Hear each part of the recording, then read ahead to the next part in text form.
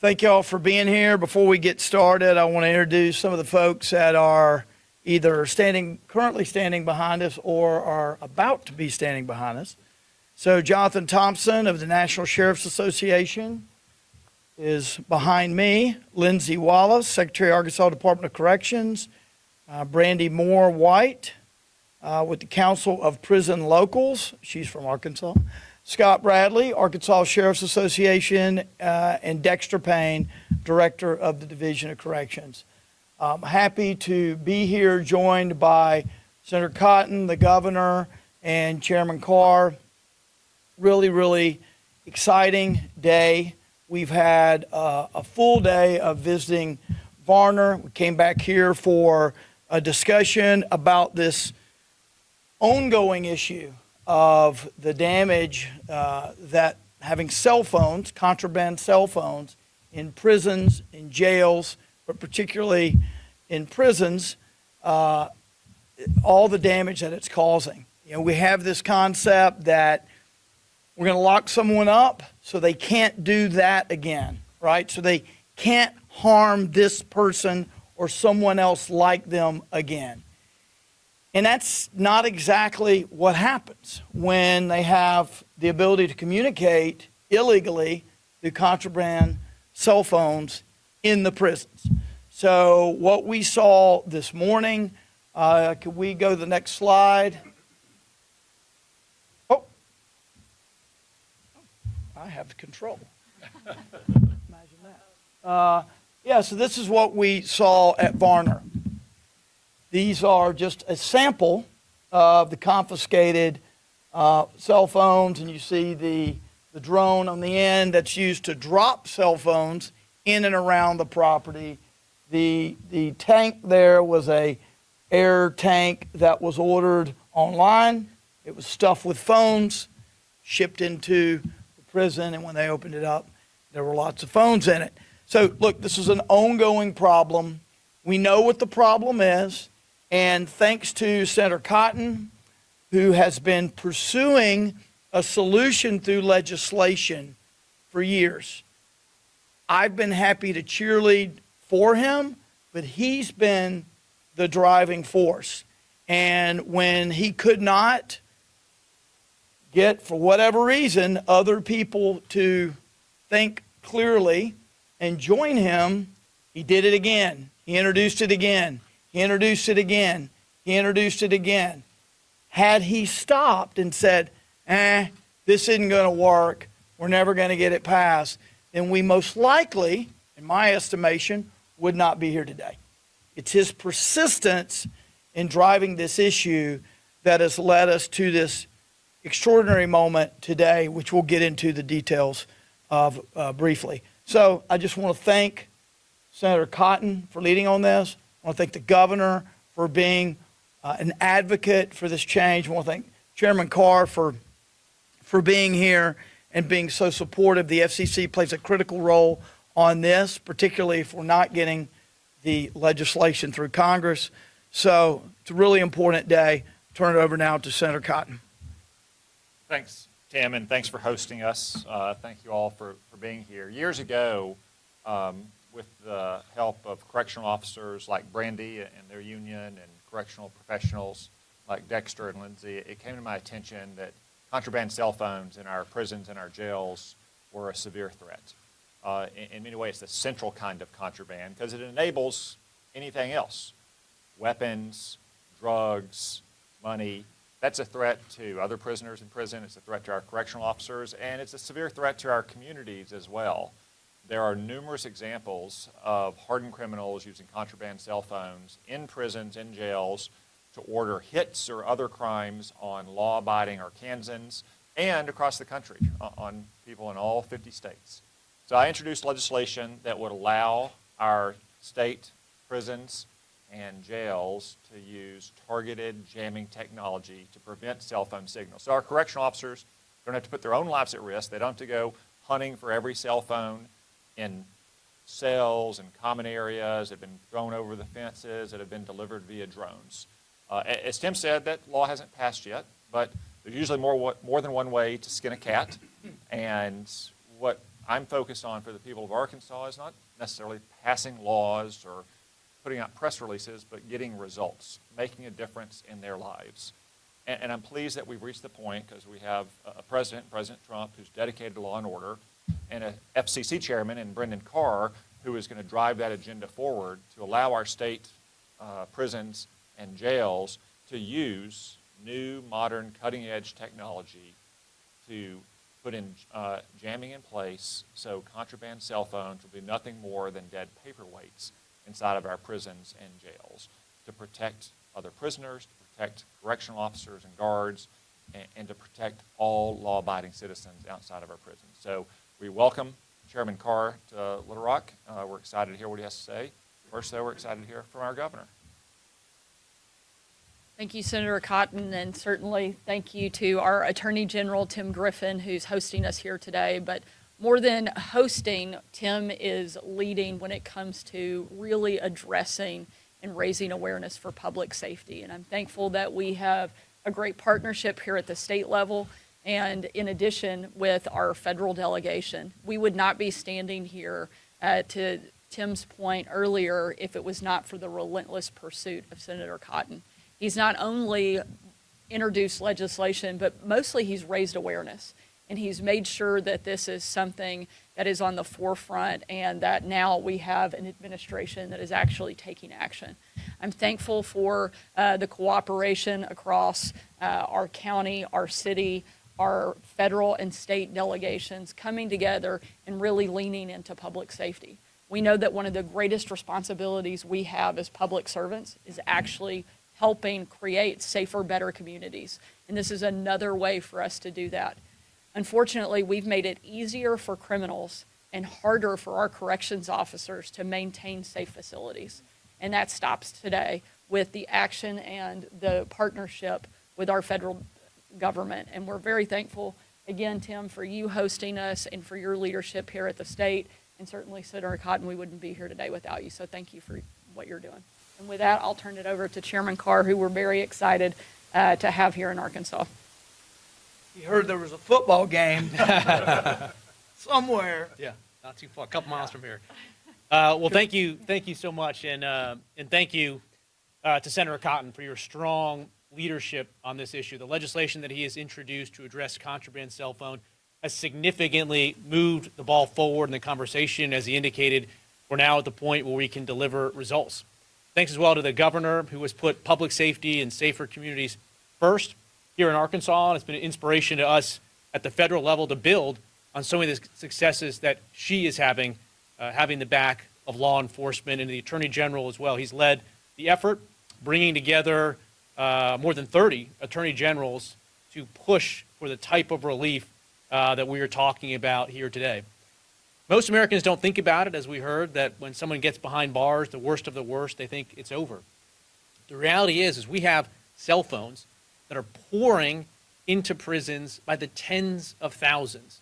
Georgia, one state alone, pulled over 15,000 contraband cell phones out of their prison in 1 year, and we're seeing that all across the country. These contraband cell phones are being used to run drug operations, to call in hits, to order kidnappings. We had one story where a prosecutor had his father kidnapped by an inmate that he put behind bars.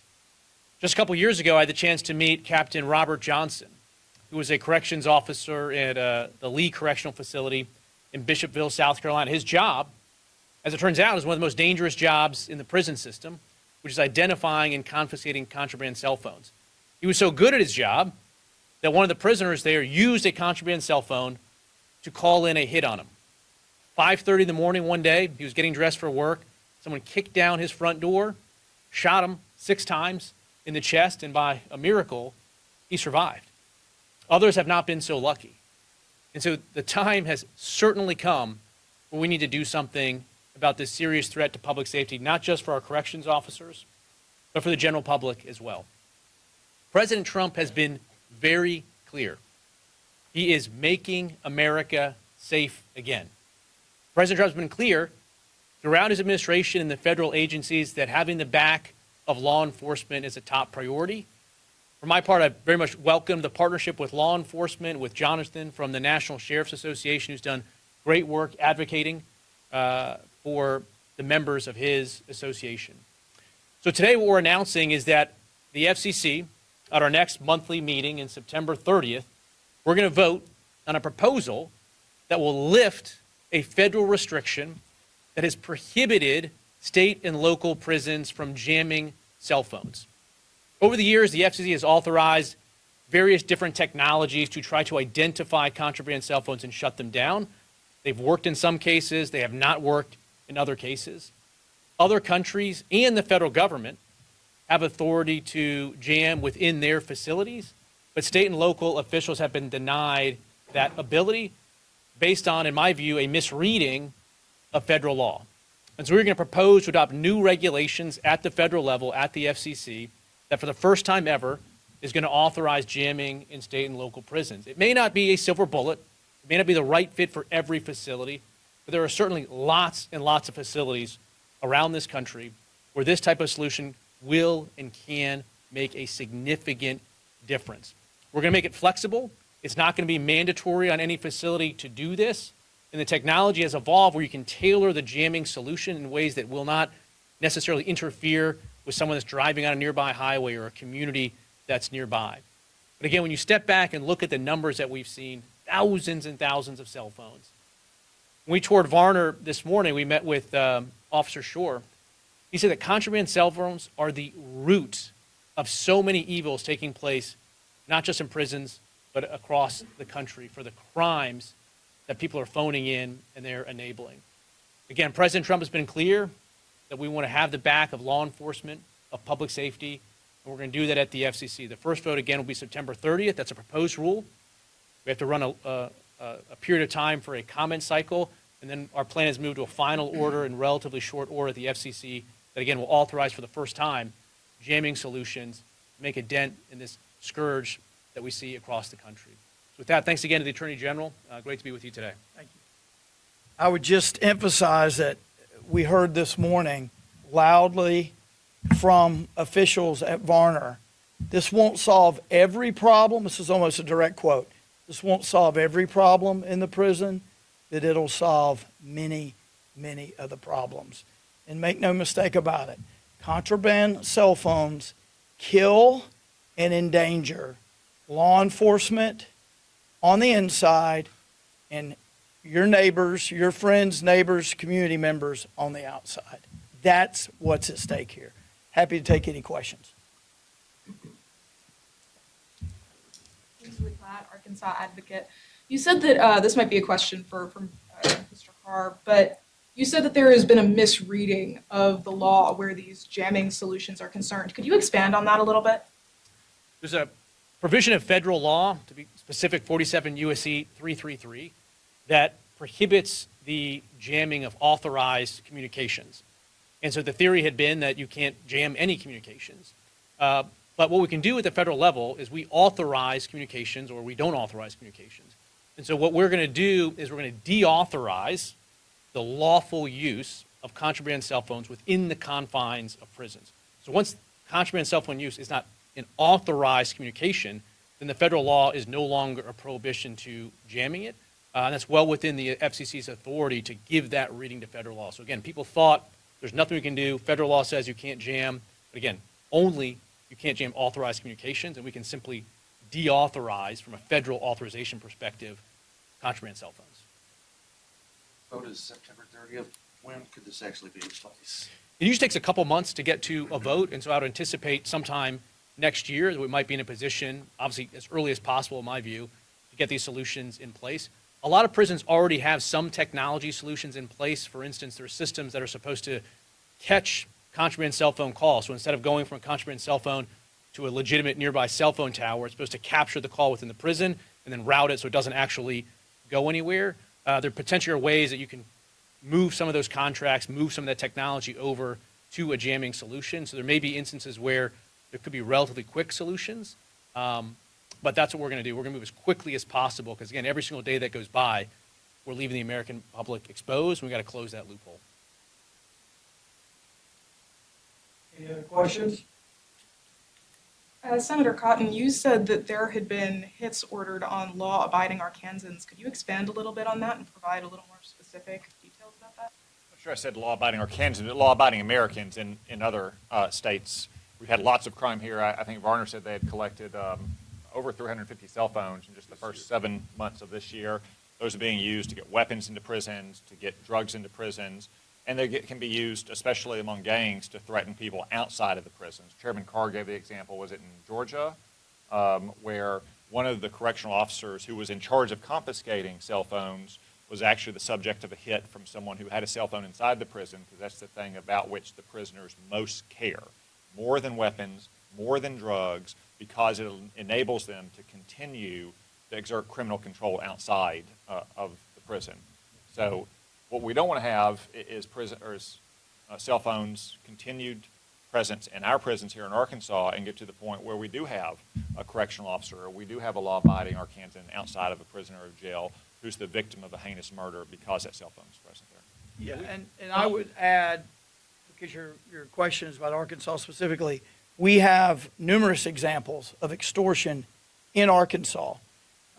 Some go further than others when they're caught, but when I was at your press conference, Senator, earlier in the year in Washington, I recall telling the story of an inmate who was contacting another inmate's mother on the phone and saying, if you don't get us this money, we're going to kill your son. So, I mean, this is not up for debate. It's well established that this is what goes on. We can give you all sorts of specific facts, but no credible person disputes the heinous crimes that are being committed with these cell phones. It wasn't that long ago. I think it was actually Georgia as well. There was two 13-year-old kids who were shot at a birthday party from a hit that had been called in from a contraband cell phone. So we sort of see story after story. Again, there was a prison official who had a hit called in on him.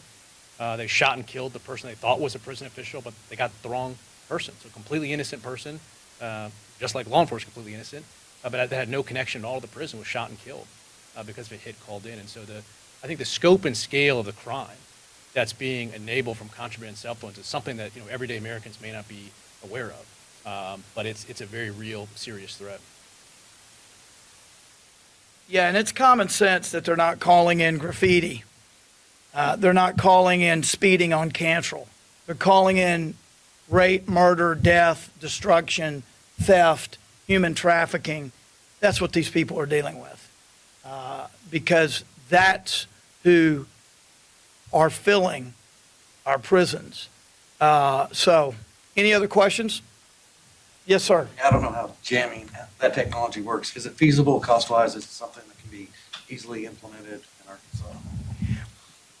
That's something that we've been talking about. I'm looking to see whether I can assist, but Yeah, I mean, look, cost is always going to be an issue. Again, up to now, there are technology solutions that are being contracted for and paid for that simply aren't as effective. And so those existing funding streams can now be shifted over to pay for jamming systems. Also, the cost of jamming is coming down. But again, this will be another issue that we're going to continue to work through. We do think that there are available federal or state funding streams that can be used to support this because, again, it isn't such an interest of the country to solve this. So we're going to work on all of those issues as well.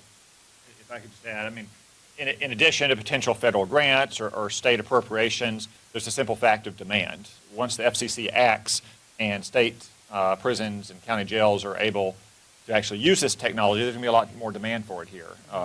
We were at Varner. We have a handful of prisons in this state, but we have 75 counties. They all have their own jails. A state like Texas has over 200 counties. So the demand for this technology will increase significantly after the FCC acts, which of course will create more competition and should bring price competition down. money well spent, regardless. Ella McCarthy with the ADG. This is a question for the chairman.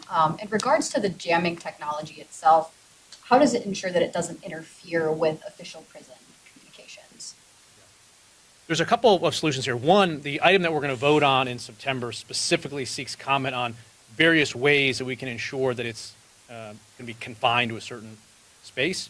In And obviously, no prison would do it except voluntarily. And so that prison can sort of dictate how it's designed in a way that's not going to interfere with their communication. So for instance, one way that you can do it is you can focus the jamming on a single cell block or a housing unit, and then the offices and places where public safety officials need legitimate radio communications would not necessarily be jammed. But again, we sort of are ultimately going to defer to the particular geography and layout of prisons for those officials to figure out how do we achieve our end without compromising our own ability to continue to communicate. And I'm just going to add a word on that as well. Because I've been working on this issue for 8 years now, and this is a concern I've heard repeatedly. Technology has improved a lot, just like the phones you have or your cars, your connected appliances. The same is true with this technology as well. And then the proof of the pudding is in the eating with the professionals here with us. You've got Jonathan Scott representing sheriffs. You've got Brandy representing correctional officers. You've got Dexter and Lindsay representing correctional managers. And they all want this technology. They want this technology, and they know it's feasible, and it's not going to block their cell phones. It's not going to block emergency communication. So the proof of the pudding is really in the eating, that the professionals who know the most and who are going to be using this technology are the ones who've been asking for it the longest. Yes, ma'am. There's like some mention of like flexibility, and is the goal to kind of try and do this at every prison and jail in Arkansas, or just prisons? Let me say something. So my understanding, he's the chairman, obviously. I'm not on the FCC, but yeah, I'm gonna let you handle that one. But it's my understanding, talking to the chairman and having our discussion, that to be clear, what the FCC is really doing, they're not dictating how to do this. They are removing activity out of the term authorized, right? And so they're basically getting out of the way because it's no longer something that they're authorizing, right? Contraband cell phone communications will not be authorized. That's genius. It shouldn't be, right? So that's going to be moved out of the way. So what they're doing is they're just saying, this isn't authorized. Y'all deal with this. And these folks back here who know a lot more about the problem, because it's their problem day to day in the prison. It's our problem outside the prison. But they know what to do. And if a jail says, not a problem here, they may say at a county jail level, we don't really need to deal with this. The next jail, maybe the one here, which is much bigger in Pulaski County, they may say, we really need this. So I think the flexibility is built into the solution. What they're doing is removing federal barriers and actually empowering state and local governments to make the best decision, which is how it's supposed to work. And so that's exactly what we're getting to see through their leadership, is opening up and removing those barriers so that we can not have to have a one-size-fits-all, but each individual entity will be able to make that decision about what's appropriate and what's most needed. Are there things that Arkansas is looking into or considering for this technology? Not yet. At this point. One more question. Yes, ma'am. This might be a question for Secretary Wallace, if that's all right. I know that there's been a lot of, that there was some discussion at last month's meeting about gang-related violence within the prisons. And we were just talking about how the cell phones are involved in gang activity within the prisons. Has there been any correlation between increases in gang activity within the prisons and the number of cell phones being confiscated? Yes, if the governor, if you want to talk about that, that's great, but I want to read this from Dexter Payne from earlier in the year. Let me just summarize this for you. So this is a memo he wrote me, or wrote, that I benefited from as I prepared to go to your press conference, Senator. And basically, they did a survey over all the prisons to see who's been having these cell phones. They're the worst of the worst. It says, quote, we look back over several years and identified 230 leaders currently incarcerated, mostly administratively segregated at maximum security facilities across the state. These leaders are doing between 20 years to life in prison, have lengthy, violent criminal records, also, along with numerous violations while being incarcerated, ranging from disobeying direct orders to assault and battery. These 230 inmates are from all the known threat groups, including Bloods, Crips, Aryan Circle, White Aryan Resistance, along with our largest group, Gangster Disciples. We determined that these 230 inmates have been caught and found guilty of the multiple possession of a cell phone 308 times for a total of 538 incidents. So, yes, the worst people in prison, the most dangerous, the people who are most likely to hurt you and me and our community are the biggest violators with regard to contraband cell phones and are the biggest problem. That's foundational. If anybody else, you said it, but if anybody, I mean, it is what it is. It's everywhere. Yeah, they're not, yeah, they've got along. So thank y'all so much. I appreciate it, you being here, and we appreciate the chairman being here, the senator, the governor, certainly. Thank y'all so much. At a press briefing on Friday, Governor Sarah Huckabee Sanders, Republican Arkansas, Senator Tom Cotton, Republican Arkansas, and Arkansas Attorney General Tim Griffin addressed the growing issue of contraband cell phones in the state's prisons and the steps being taken to address the problem. The briefing highlighted the increasing threat posed by illegal cell phones in prisons, which have been used by inmates to carry out criminal activities both inside and outside of correctional facilities. During the event, the officials pointed out how contraband cell phones enable inmates to continue their criminal operations, such as ordering hits, smuggling drugs, and engaging in extortion. They emphasized the danger this posed to not only the security of the prisons but also the safety of law enforcement officers and the general public. Senator Cotton, who has been a strong advocate for addressing the issue, discussed his ongoing efforts to pass legislation that would allow prisons to use jamming technology to block illegal cell phone signals. Cotton stressed the importance of this technology, explaining that it would prevent contraband phones from functioning and, in turn, disrupt criminal activities inside the prison system. Despite challenges in passing the legislation, he remained committed to finding a solution to the issue, which he described as a serious and growing problem. Attorney General Tim Griffin acknowledged the critical role that local and state leaders have played in raising awareness about the severity of the situation. He praised the collaboration between state and federal agencies, including the involvement of the Federal Communications Commission, FCC. Griffin highlighted that, while legislative efforts had faced obstacles, the FCC was moving forward with a proposal to lift the federal restrictions on jamming technology, enabling state and local prisons to implement it effectively. Governor Sarah Huckabee Sanders also expressed her support for the crackdown, emphasizing the importance of public safety and the need to protect law enforcement and corrections officers. She noted that the persistence of contraband cell phones had made it more difficult for officers to maintain safe facilities and had given criminals an advantage in carrying out illegal activities. She applauded the efforts of all involved in the initiative, including the FCC and various law enforcement agencies. The officials discussed the planned vote on the jamming technology proposal, which was set for September 30th. They acknowledged that while this technology might not be a one-size-fits-all solution, it would significantly help address the issue in many prisons and jails across the country. By targeting the use of contraband cell phones, the new approach aims to reduce the threat posed by criminal activities inside correctional facilities and improve the safety of both officers and the public. The press briefing concluded with the officials reaffirming their commitment to tackling this issue and taking the necessary steps to ensure that contraband cell phones would no longer be a tool for criminals behind bars. The cooperation between federal, state, and local agencies was emphasized as a crucial part of the effort to make Arkansas's prisons safer and protect the surrounding communities.